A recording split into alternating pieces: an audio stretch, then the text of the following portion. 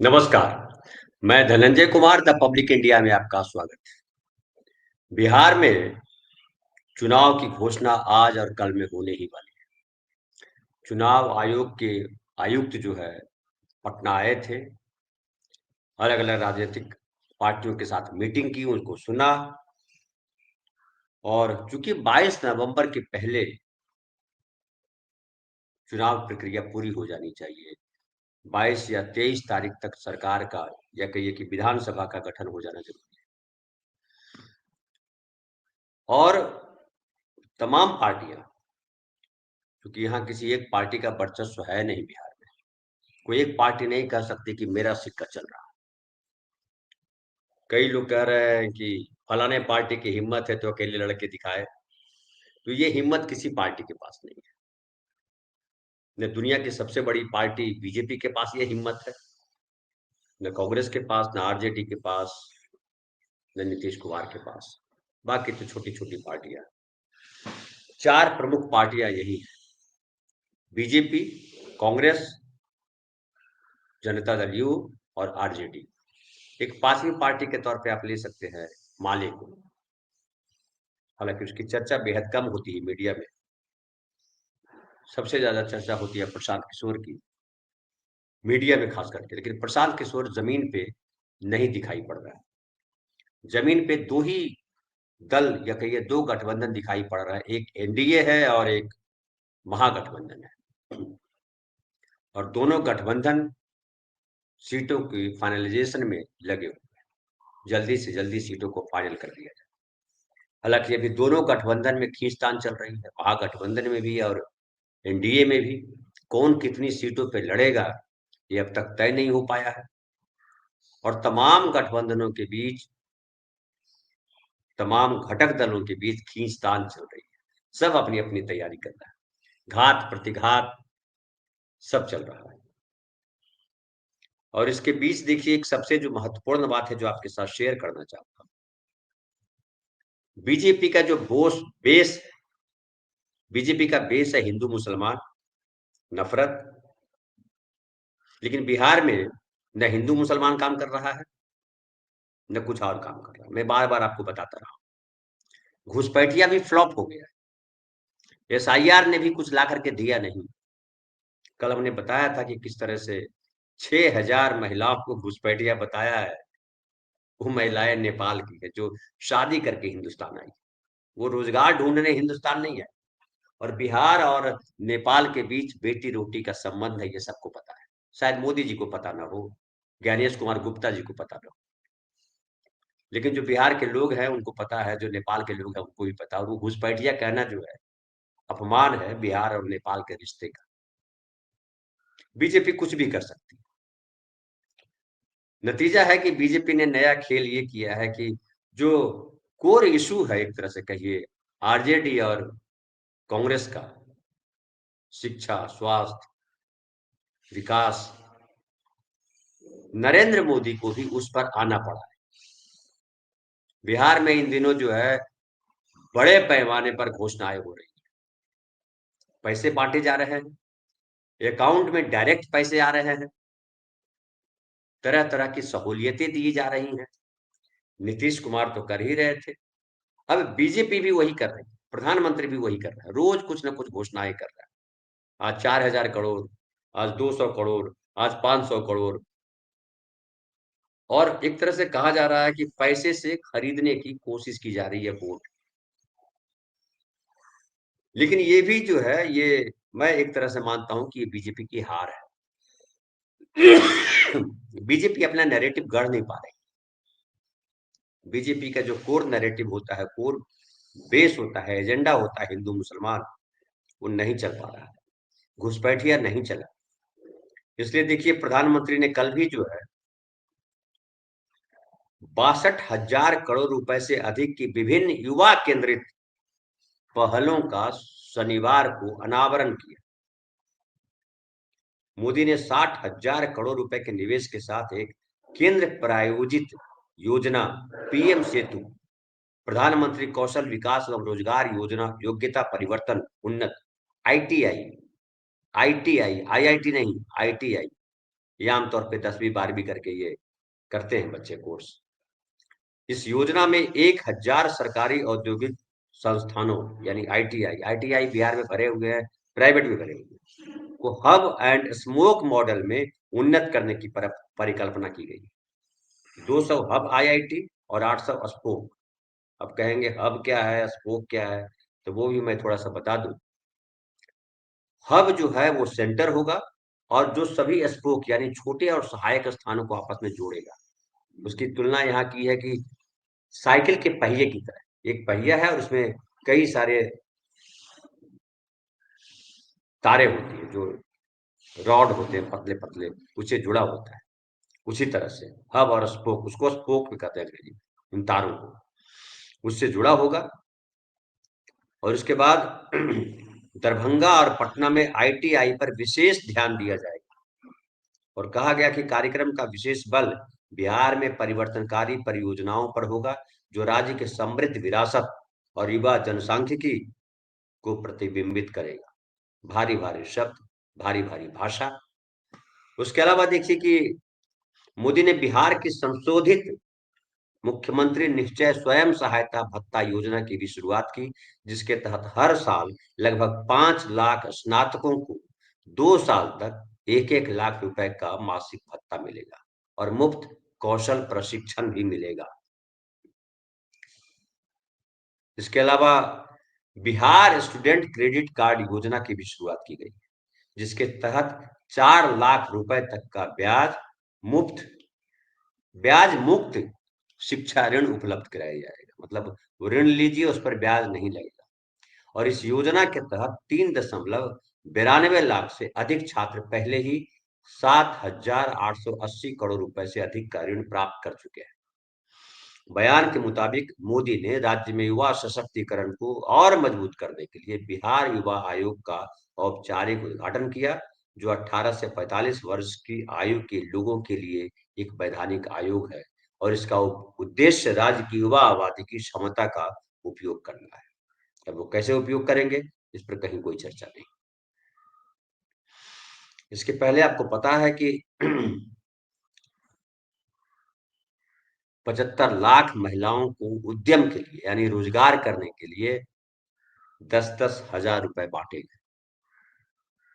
75 लाख महिलाओं। उसके अलावा जितनी वैकेंसी हो सकती है वो निकाली जा रही है लगातार। चुनाव होने से पहले वो वैकेंसीज निकाल दी जाएगी। फिर सबकी सैलरी बढ़ाई जा रही, हर तरफ पैसे बांटे जा रहे हैं। इसका शिलान्यास, उसका शिलान्यास, ये वो सब किया जा रहा है। और कहा जा रहा है कि ये तेजस्वी और राहुल गांधी का असर है।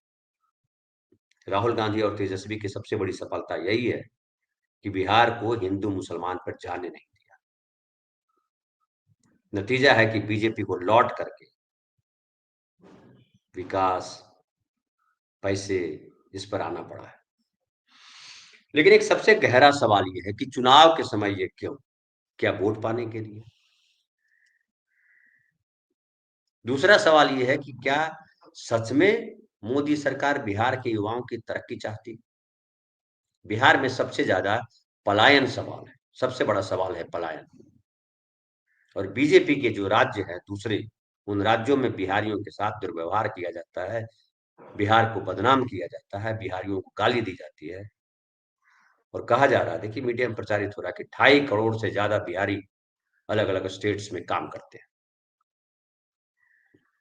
पलायन को कांग्रेस ने भी मुद्दा बनाया है, पलायन को प्रशांत किशोर ने भी मुद्दा बनाया है, पलायन को तेजस्वी यादव ने भी मुद्दा बनाया है।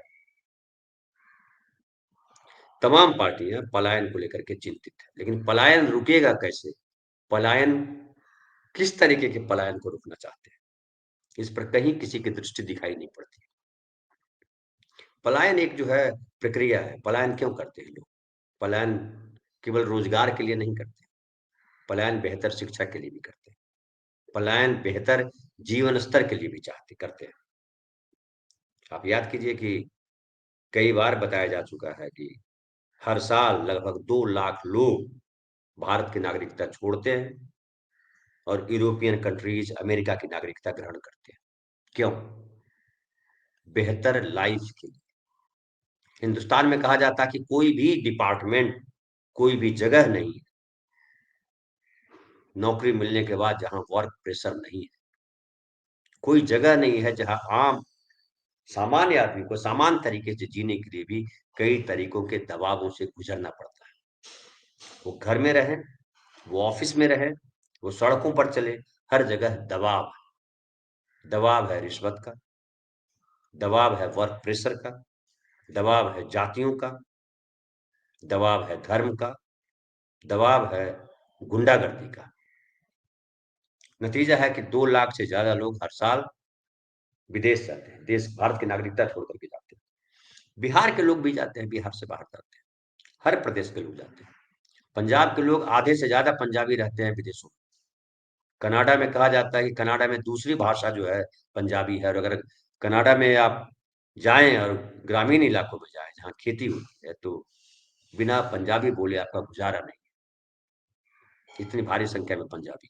क्या वो पलायन नहीं है? मारवाड़ी पूरे देश में मिलेंगे आपको, राजस्थानी। क्या वो पलायन नहीं है?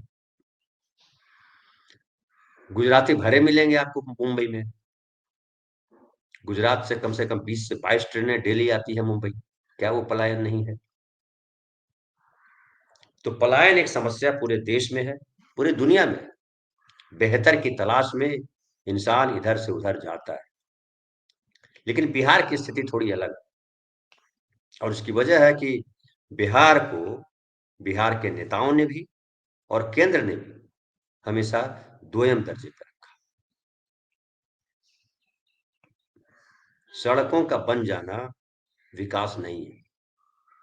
सड़क बना करके कहाँ ले जाएंगे? पटना 5 घंटे में पहुंचा देंगे। क्यों 5 घंटे में पहुंचा देना चाहते हैं? सबको पटना क्यों आना है?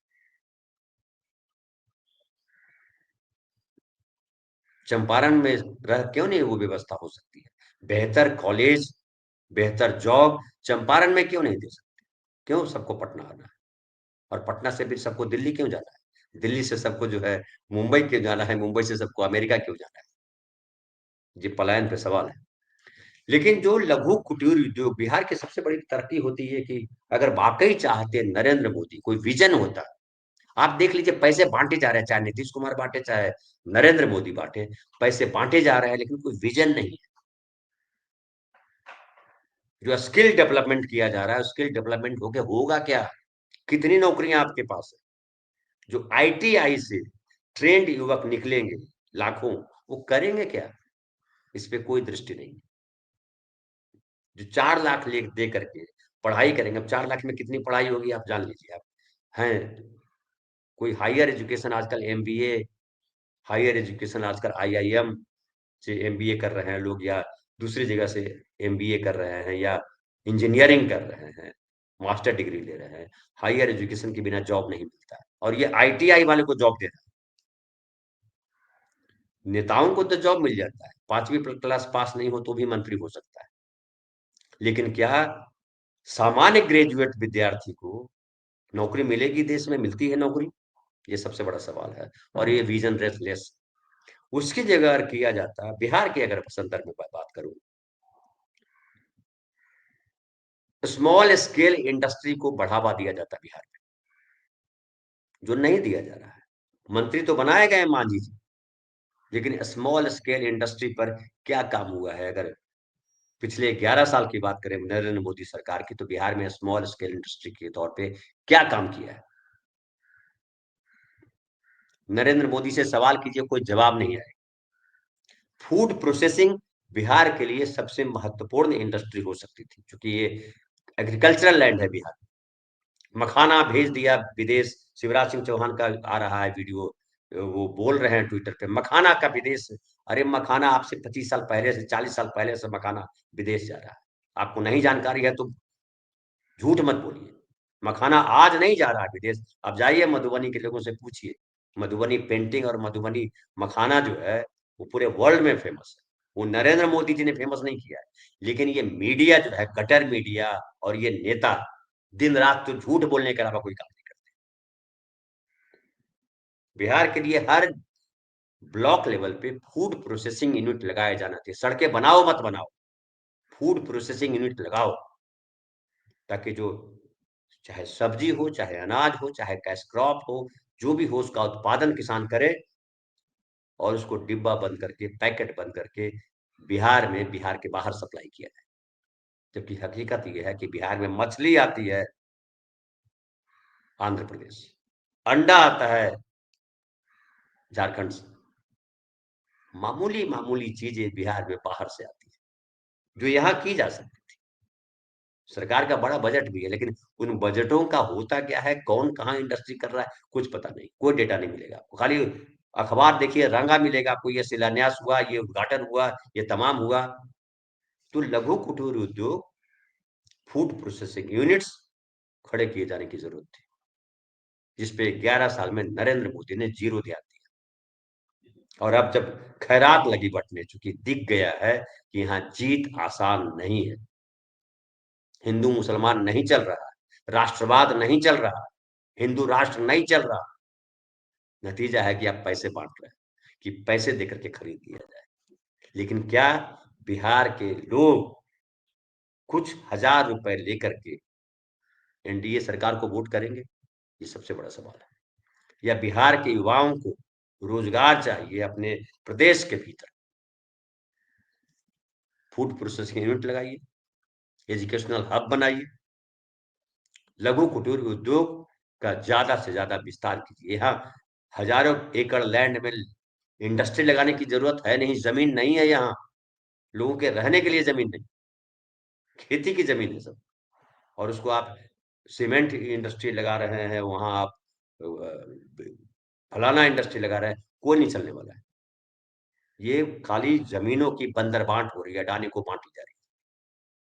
बिहार का अगर सही मायने में किसी के पास विकास का कोई विज़न है, तो विज़न होना चाहिए लघु कुटीर उद्योग, फूड प्रोसेसिंग यूनिट, हेल्थ।